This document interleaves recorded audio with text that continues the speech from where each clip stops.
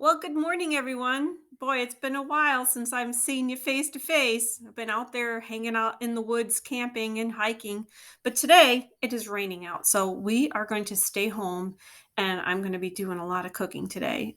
Making some bread, making some beef stroganoff, and I'm going to bring you into the kitchen and I'll share my recipe with you today. So just hang out, relax, grab a cup of coffee, or maybe, I'm not sure when you're watching this, but this could be at night. So have a glass of wine. And I'm going to share a few recipes with you today. So see you in the kitchen. Bye. Well, welcome to the kitchen today. My batteries in the camera are charged. All right, it's filming. Let's see if we can get a little bit more light on the situation. All right, beef stroganoff. How I make it. It's beef robinoff. So I had this onion left over from yesterday, and I'm just going to dice it up and put it in my crock pot. Give that a good slam.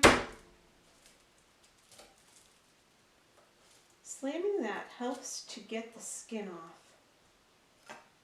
I learned that from watching my cooking shows. All right.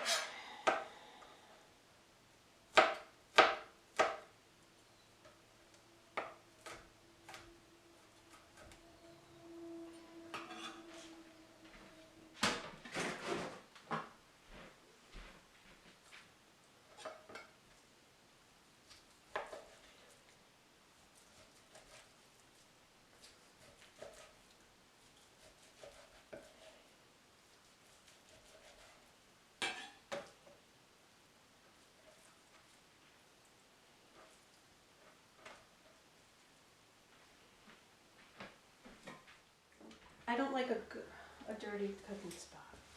All right. So what I got in this bag is a half a cup of brown rice flour, about a pound of stew meat, and in that flour I have salt, pepper, and some herbs. So what I'm going to do is shake this up, almost like I'm going to be doing a stew, and just brown it in the pan. In the pan I've got some olive oil,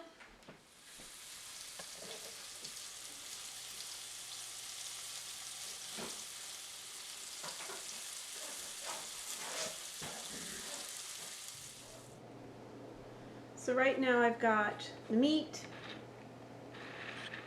my secret ingredient, cup of water, diced onion, and it's going to sit in the crock pot on high for about an hour. I'll stir it up quick, turn it on low, and let it cook for 6 hours.